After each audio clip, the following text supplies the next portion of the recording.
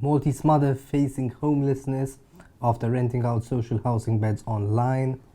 Roberta Metsola says Europe should stop selling passports to Putin's friends. Bernard Grech reveals which two Labour politicians he admires the most. All this and more on Lovin Daily.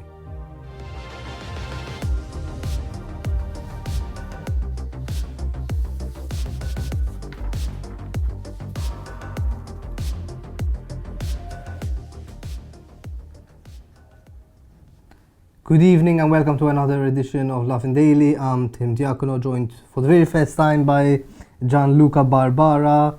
You're going to be seeing a lot more of him in the weeks ahead. And stay tuned for the end of this episode because we'll be interviewing new Nationalist Party candidate and well-known criminal lawyer Joe Giglio. So stay tuned for that.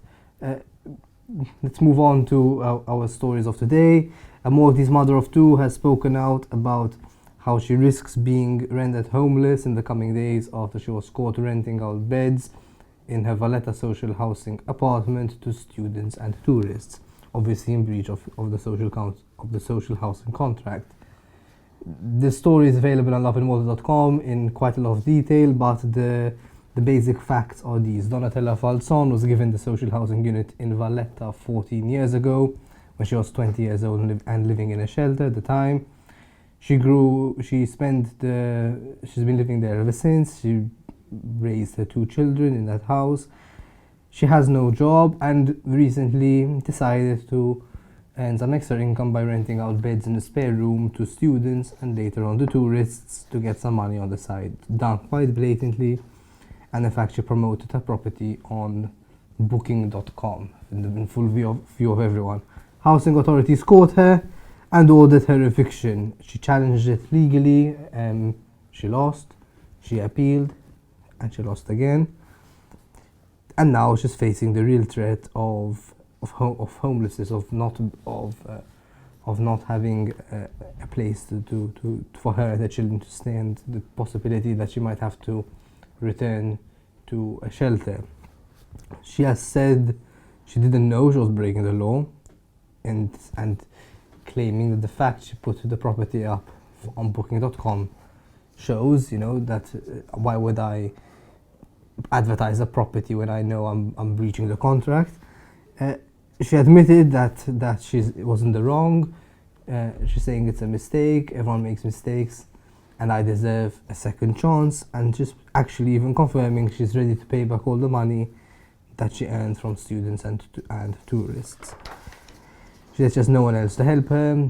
Both her parents have died. She has no partner, no relatives, and if she is forced into the streets, it will be a case of punishing social cases and weak people. There's an interesting discussion going on in the comment section of the article. Some people saying that she should be evicted, some saying we need to give her a second chance. What do you think about it, John? Actually, on the comments board, an interesting thing to point out was that many people had said that had pointed out that she didn't look like someone who was homeless, as if you have to look poor to be poor, in a sense.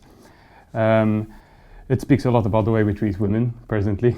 But at the same time, the situation presents a double-edged sword in the sense that you cannot see a woman who's a mother of two, more especially, being put out into the streets, particularly if the case was genuine, that she didn't know that she committed a foul act. But at the same time, you have to understand the position of the authorities as well, who need to hold their ground, because if they make a concession for one case, it could be grounds to make a concession for more. But on the subject of women in Malta, we have another woman who's currently in the limelight in Malta, and for all the right reasons, and that is Roberta Metsola, who addressed the European Parliament in a very grandiose manner today in the wake of the Russian military invasion of Ukraine. She opened the platform today by condemning the act of Russian leader Vladimir Putin and alluded to further action being taken by European authorities in that regard. She condemned his act to a resounding applause. Many within the European Parliament actually took to giving her a standing ovation, and details that Europe will continue to fight against this tyranny on many fronts, of which included gas, for instance. So one of her comments was that Europe will no longer have to rely on Kremlin gas, cash, and she condemned the sale of European passports to Russian nationals, something which presently Prime Minister Roberta Bella in Malta has not really alluded to doing. On the case of passports, I don't know how you feel about this, Tim. Yeah, I mean, there's a lot of pressure and expectation for Malta to not only abide by EU sanctions, but to go a step beyond and show the world that we're taking strong action against Russian aggression. How it will play out, it's a very flexible situation. What I can say is that Lovin Malta has interviewed Foreign Affairs Minister Everest Bartolo about the Russia-Ukraine crisis to get his views on the invasion and how it will impact Malta and how he foresees it playing out in the months ahead. And we'll be publishing it on Lovin Malta later on this evening. Moving on, opposition leader Bernard Grech made a pretty surprising statement on John Malia's podcast about the Labour Party, this time not being critical at all about them, but naming two politicians from within the Labour Party who he personally admires. He was asked that question straight out, name two Labour politicians who you admire, and he didn't beat around the bush, naming Michael Falzon, the Social Solidarity Minister, as someone he admires and respects, both as a person and as a politician. He said there was a certain issue, he didn't name exactly what it was, where he had personally confided with Falzon over something he was concerned about, and he admired the way Falzon handled the situation. He also hailed Falzon's courage. He used the word courage for publicly representing the Labour Party in the aftermath of the party's defeat at the 2008 general election. He said it takes a lot of courage to represent your party when it just suffered a defeat. You know, everyone likes putting their heads out when it's victorious, but representing it during a defeat is when it's tougher. The second person he named was new MP Oliver Scicluna. Grech said that I don't know him as a person, but from what I can see of him in Parliament, he speaks well, talking about issues without while avoiding personal attacks. And the PN leader said this is something I'm actively trying to do. Have you watched the podcast yet, John? No, I haven't watched the podcast yet, but I'm very happy with the comments he made, particularly to Oliver Scicluna. Oliver Scicluna came out recently on social media condemning the conventional philosophy behind the "you scratch my back, I scratch yours," which heavily pervades in Maltese politics, at least from what he can see. It's quite an interesting turn of events that somebody has the courage to come out and say that, exchanging favors for votes, he's just doing his job as a public servant to try and get the best out of the Maltese population. And with respect to Bernard Grech's comments, again, it's quite an enlightening thing to see, considering that we are also used to mudslinging on both sides, which can hurt a campaign and kind of make us not particularly into the political aspect of it. But hopefully these comments could present a cultural shift, I would like to think, to a more positive side. I mean, what makes a leader is his love for his people, and that includes his rivals and his opponents from a political spectrum as well. Moving on to our next story, we're going to be talking about a cross between Carnival and motorcycling, with the Gozo Motorcross Association combining the two in an emphatic way. The Gozo Association of Motocross held a race on the third day of Carnival, which featured the riders donning anywhere from pink jumpsuits to reptilian onesies to get-ups of different genders, which were well endowed, to say the least. And they took to the track in 3 different categories. One of which was the 80cc, then the 125cc, then the 250cc, unveiling a winner for each category. They also had a juniors category, who took to the dirt road and showcased their talents, winning an award in the process. I wonder what you think about this, Tim. Could you see yourself doing something of the like? No, I definitely couldn't see myself doing something like that, although who knows, I don't know. Maybe you try you try everything once, right? Finally, moving on to Shark Tank Malta, the new upcoming business reality TV show. It hasn't started airing yet, but it will start airing in April. However, it has already started filming, and news has started emerging about what kind of deals we can expect. And in fact, the show announced that one single investor decided to invest a massive €200,000 of their own money in a single deal pitched by an investor, which is an immediate record for the show. They announced it as a sort of a teaser, keeping all the details, including who the shark was, who the lucky entrepreneur was, and what the idea was, on the down low, obviously until the program is. But it does show that this is a show where lots of money is involved. We're talking hundreds of thousands, and it's not a joke. It's literally a way for, or just it is entertainment, but it's, besides being entertainment, it is also a way for new businesses to form and new ideas to happen. And I am quite excited to see what projects and products our entrepreneurs can come up with. It is still open. It is so, John. If you have an idea, you're still in time to. Unfortunately, I think I'll have to sit on the sidelines on this one. My entrepreneurial skills aren't as refined as I would like them to be, but I myself can't wait to see the show as well. I mean, a 200,000 pledge to a business idea completely blew out of the water the one that we heard about yesterday, where all 5 pitched in 100,000 for a single idea.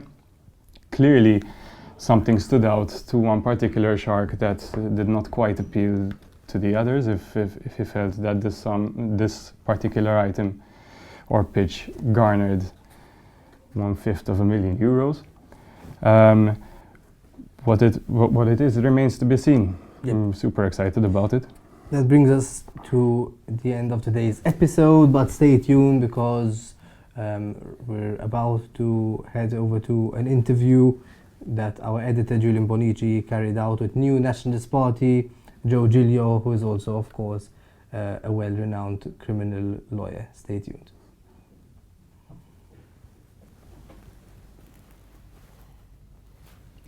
Hello and welcome back to Lovin Daily, everyone. I'm Julian Bonnici. Joined with me today is PN candidate Joe Giglio. He's running on the 9th and 10th districts. Hi Joe, how are you? Hi Julian, thank you for the invite. No, thanks for joining us. So let's just cut straight to it. So there'll be people out there who have no idea who you are. Can you give them a little bit of an explainer who Joe Giglio is and what are the key issues sort of you're fighting for?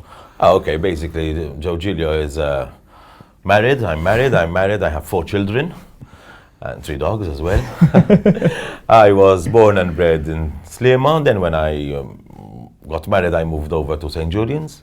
I currently live in Gargour. I'm a lawyer by profession with an area of specialization in criminal law. I am also a person who is very much involved in football. I love football. I was involved with Melita. I love swimming, I love the sea, perhaps because I was from Slema, I was born up by the sea.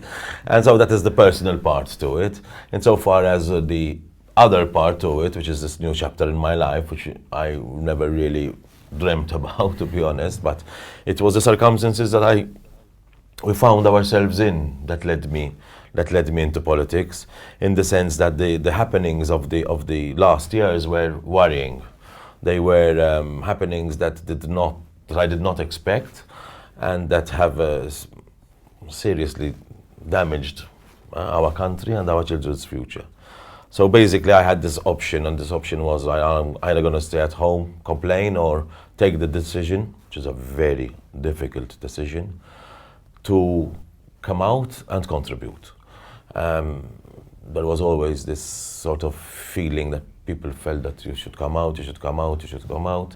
So I said, listen, if people feel that I could contribute to change, after lengthy discussions, obviously, with my family, we decided to take this decision. Of course, politics is a thankless job if done for the right reasons, but this is not a question of thank you and no thank you. This is a question of, listen, we're here to serve, we ought to serve, because our country deserves better. This is what pushed me into the political fray, Julian. So you're competing on the 9th and 10th districts. In your view, what do you think are the real hard issues facing the localities at the moment in those districts? Well, I suppose the hard issues facing both the localities and our country in general are first and foremost the issue regarding our country's reputation. I think that is something that is felt on our districts. Then we also have another scenario on our district, which we have it all over the island as well. It's the question of the general environment around us. I think we have experienced, in my opinion, what I refer to as this uglification of our island, which is a pity because we live in a beautiful island. This is why, in actual fact, the largest party is proposing that we have to increase open spaces, we have to increase pedestrian areas, we have to also protect even further the village cores, which are so pretty. That is another issue, this general sense of ugliness which we see in our district. Another thing also is the fact that our districts are becoming very cosmopolitan, and this is something which we have to tackle, which we have to deal with.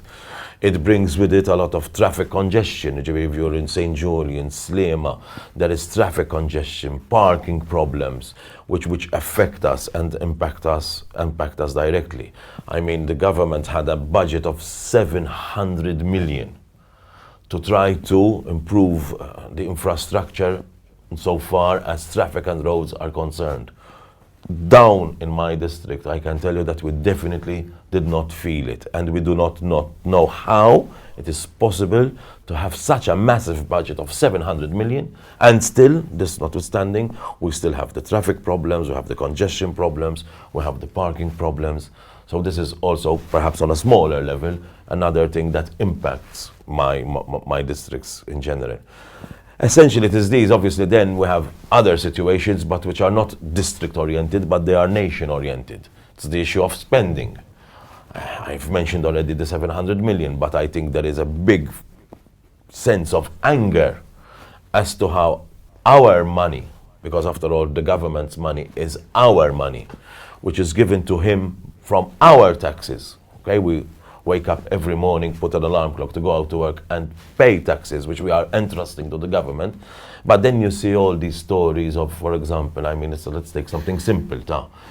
Do we have to, every time we open a junction on which we spend 700 million, have a party which costs 40,000 euros? Should we be giving contracts to people who do not deserve to be so contracted, 5,000 euros a month to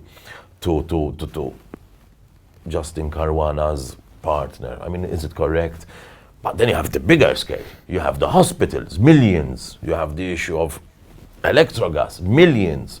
You have the issue of, even if it's simply finding offices to house the Malta Business Registry. 30 million rent paid from our taxes, of which we have worked so hard for, to find this showroom of bathrooms, which was shell, part of it was shell. We're going to pay to convert it, but at the end of the lease, it's all going to go back to the owner of this bathroom showroom to have it being used as the offices of the Malta Business Registry. 30 million. Can you imagine what you can do with 30 million euros? Can you imagine what you can do with all the millions which we have spent in such an unwise manner and so far our hospitals are concerned? This is something that also impacts both the people of the 9th and 10th district, but I think it also, and I'm sure, it impacts the country in general. To move on a little bit, you mentioned it briefly, you're probably well known to many out there as a criminal lawyer, I think. You've worked really intimately, with the court system, and as we all know, Malta's court system, in my opinion at least, is not up to scratch. We hear about delays, we hear about everything. What do you think the solutions are, to Malta's court system?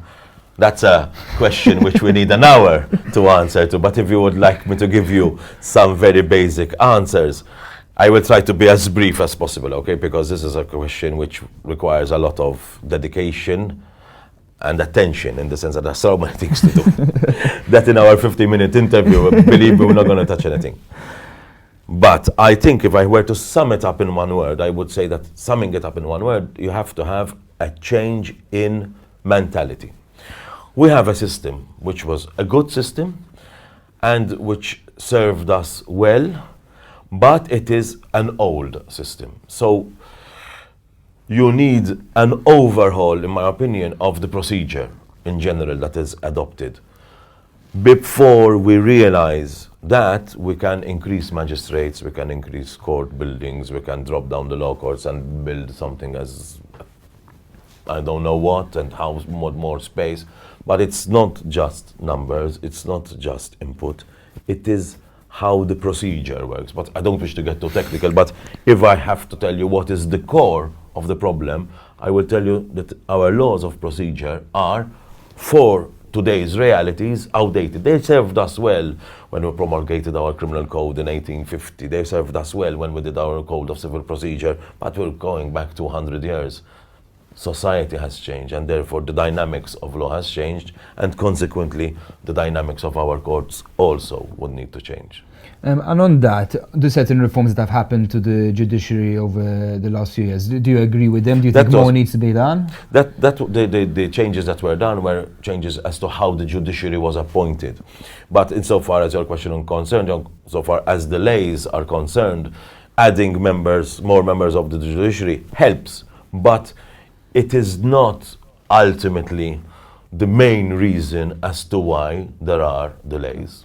To move on to a separate topic, obviously you've worked, as you know, with cannabis cases, over the last few months, as I'm sure everyone else is out there. I've worked on drug cases for the last 30 years, not months. No, but so in the last few months, there's been a move to obviously decriminalize and effectively legalize cannabis use. Unfortunately, we're still seeing, like over the past few days, a pain clinic being raided by police. Yes, that was very worrying. Could I also get your personal comments on the case, but also maybe a bit more, do you agree with the government's move to cannabis, and do you think more still needs to be done in terms of all drugs as well? Yeah, well, of course, what we saw at the clinic is worrying and annoying, and is a bit of a shock to the system. Now, the more interesting question relates to the legislation that has been introduced. First and foremost, I have to make it amply clear, because this is unfortunately what Labour spin around, that the Nationalist Party has always been in favour that persons who are caught with simple possession of drugs ought not to be imprisoned. This is a fact. And in fact, throughout the course of the years, various institutions have been set up to help people and to ensure that this does not happen. And I can tell you as a fact, Julian, that, believe me, from my 30 years of experience, I have never, ever seen a person who was caught with a joint who was imprisoned. Now, the move which has been made is a move as to whether they stop you in the first place, whether they stop you to interrogate you in the first place. This is a good thing, and it helps, although I think that the emphasis should be more on reform, and this is why the Nationalist Party was not in favour of the bill. It is not a situation that the Nationalist Party is not in favour of the fact that persons who are victims of drug abuse ought to be imprisoned. Far from it. It is the way that the bill was proposed which was not completely correct, and which is why the Nationalist Party was not in favor of it. Now let me tell you from personal experience what there is in that bill that annoys me.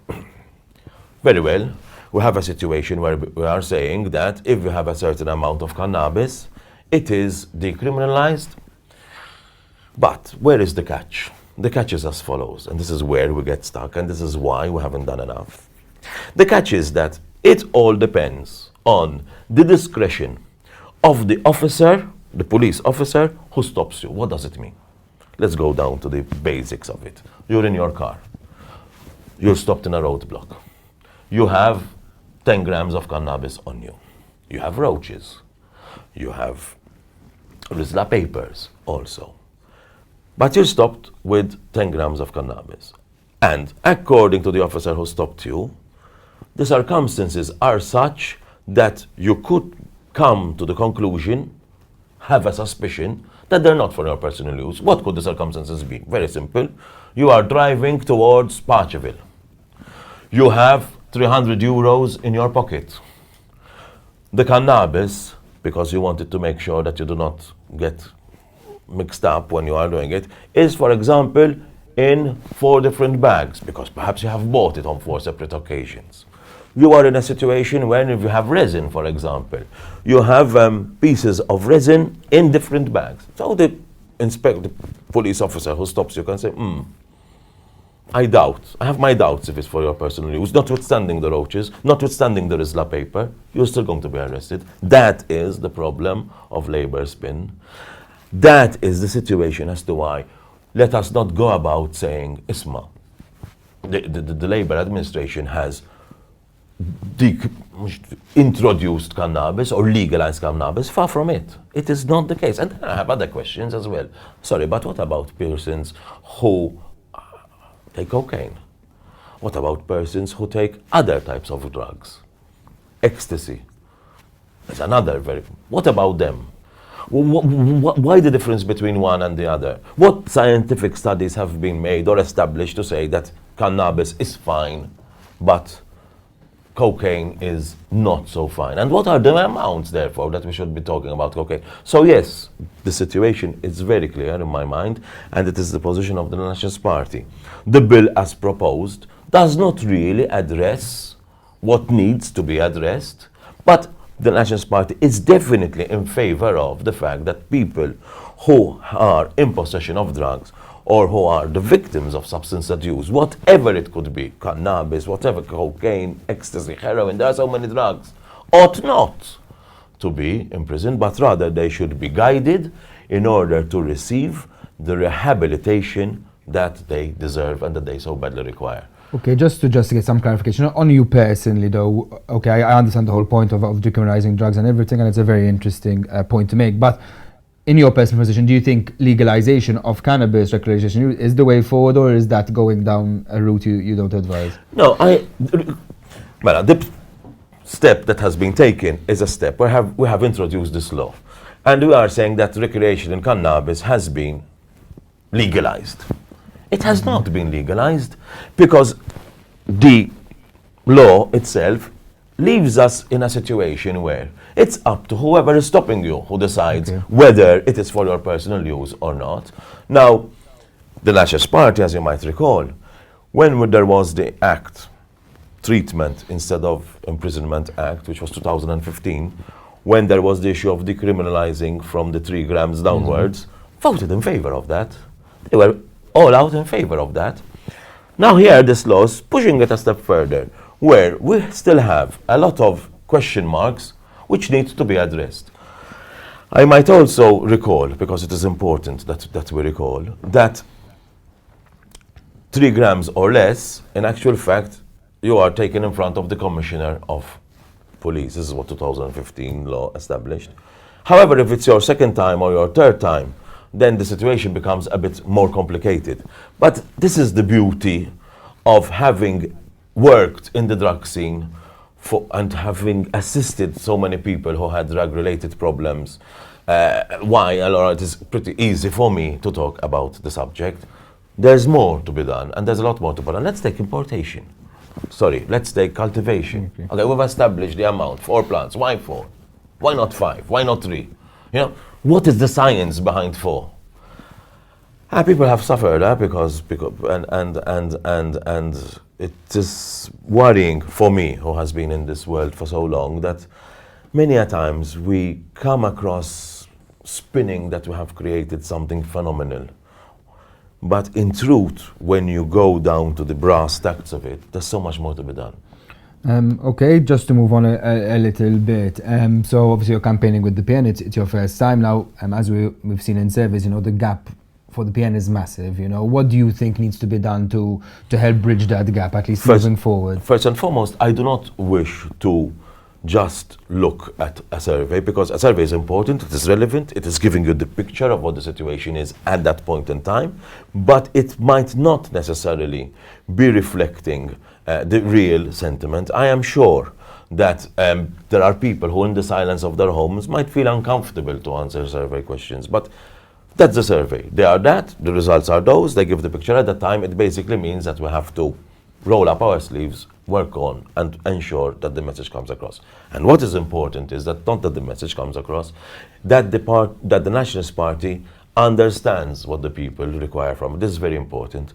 And once that is there, you will get results, which is why you have a PN manifesto, which is full of so many interesting proposals. These proposals came around after a lot of meetings with people, a lot of encounters with people, a lot of listening to people, and we took on board the ideas that they gave us, the ideas that youths gave us. For example, the issue which youths worries them is the issue, for example, of will I be able to afford a home? We're introducing measures to help you pay the deposit on your promise of sale. We're introducing tax incentives to make you feel better. We're introducing a situation where if you don't even have money for your deposit, you can loan it out, and it's paid over 30 years.